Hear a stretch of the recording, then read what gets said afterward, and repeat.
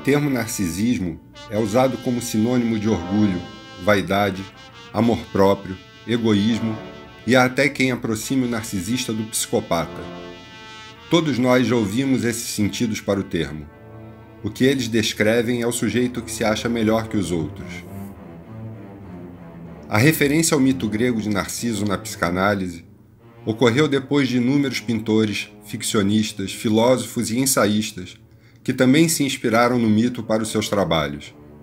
A psicanálise, contudo, apresenta ou tenta apresentar o narcisismo de maneira científica. Para a psicanálise, o narcisismo deve ser entendido como uma teoria complexa de formação da personalidade. Desde Freud, essa teoria se mantém mais ou menos hidráulica, quero dizer, uma quantidade de energia libidinal é desviada de um lado para o outro, pode romper as barreiras ou ainda ser substituída.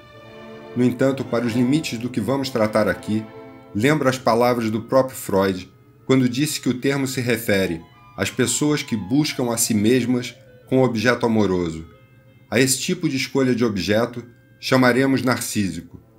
Nessa observação se acha o mais forte motivo que nos levou à hipótese do narcisismo. Ficamos então bem próximos do sentido corrente. Narcisista é o sujeito que se acha melhor que os outros, que é autossuficiente, uma vez que ele mesmo é o seu principal objeto de desejo. René Girard, no entanto, lembra que Freud sabia que o narcisismo está frequentemente associado aos sintomas opostos, à extrema dependência dos outros. Girard explica o elo entre os dois opostos na mesma pessoa, isto é, entre a pretensão de autossuficiência e a dependência dos outros. Para René Girard, no narcisista coabitam o orgulhoso e o carente, porque o sujeito carente precisa imitar alguém, não necessariamente o pai, para se sentir mais seguro, e depois precisa parecer independente da pessoa que imitou para parecer original. Muito mais uma questão de vaidade banal do que de pulsão sexual. A contradição entre um amor próprio inflado e a vergonha da dependência é apenas aparente. Na verdade, esses sentimentos podem conviver em tensão por muito tempo. O sujeito se acha o máximo, mas a realidade sempre o lembra de que ele é bem menos do que gostaria. Essa gangorra é a consequência de uma forma de viver cada vez mais comum. Eu preciso ser o melhor. As pessoas precisam acreditar que sou forte. É tudo ou nada. Tenho que vencer. O narcisismo é, antes de tudo, uma estratégia. Como eu indiquei antes, essa necessidade de ser o melhor não diz respeito à tensão freudiana que haveria entre o pai e o filho. Não é a briga pela mãe. Não é a revolta contra a autoridade paterna. É a rivalidade diária entre pessoas que querem a mesma coisa. Isso pode ser conferido todo dia na política, e não só na política. As redes sociais democratizaram radicalmente a rivalidade narcisista mais veemente e mais banal. As redes sociais são hoje o lugar onde a rivalidade é o sentimento reinante. Esse ambiente é o laboratório mais indicado para qualquer análise de como duas pessoas que queiram chamar a atenção no mesmo grupo vão inevitavelmente entrar em conflito. Qualquer objeto de disputa com qualquer pessoa vai gerar o mesmo esquema de rivalidade. A questão é que só há espaço para uma pessoa mais famosa, mais bonita, mais rica, mais inteligente. Milhares de pessoas entram em choque todos os dias não porque são muito diferentes, ou por causa das peculiaridades da sua história familiar. As pessoas entram em choque porque se parecem, porque querem a mesma coisa. Entram em choque porque concordam que é desejável ter mais poder, ser mais famoso, mais engraçado ou mais bonito. De qualquer forma, o mais interessante nesse tema não é se as rivalidades têm origem em questões familiares. O mais interessante é como o desejo de ser superior e as rivalidades derivadas desse desejo afetam as relações. Foi nesse sentido que a literatura influenciou Freud, assim como sempre influenciou todas as áreas da intelectualidade. São os artistas que fornecem o material mais complexo, porque um romancista ou um dramaturgo não tem verdades humanísticas em mente quando escreve. Ele tem possibilidades cômicas ou trágicas. E foi por meio da leitura de diversos romances e peças de teatro que René Girard percebeu que a imitação é o centro do narcisismo em todos os casos. Quando se define o narcisismo como um autocentramento específico de algumas pessoas, com a ideia freudiana de que pessoas imaturas são incapazes de amar um objeto externo, O desconcertante dessa interpretação é que muitas vezes as outras pessoas, as pessoas maduras, diferentes dos narcisistas, têm a lamentável inclinação de dedicar o seu amor justamente às tais pessoas que menos merecem, aos narcisistas.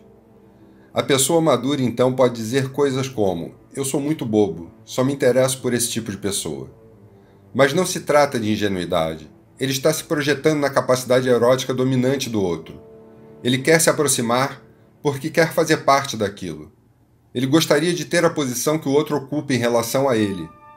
É no mínimo curioso que essa ilusão embaraçosa no centro do narcisismo não seja tão popular quanto a noção de que existem pessoas que se acham melhores que as outras.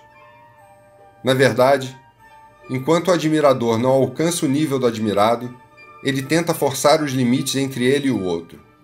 A tensão aí acontecerá pelo mesmo motivo de sempre, por imitação. Pode-se pensar que o admirador é uma vítima do narcisista, mas precisamos levar a sério a pergunta: por que simplesmente ele não vai embora? O problema é que as relações miméticas são muito poderosas, e a pessoa se convence da diferença entre ela e o outro justamente quando eles mais se parecem, quando disputam a mesma coisa, por exemplo, a dominância numa relação. O que alimenta a disputa é a postura iludida de ambos. Quanto mais o adorador admira, mais o adorado se convence do seu próprio valor. Quanto mais se convence do seu valor, mais reforça a impressão do outro de que ele adora a pessoa certa.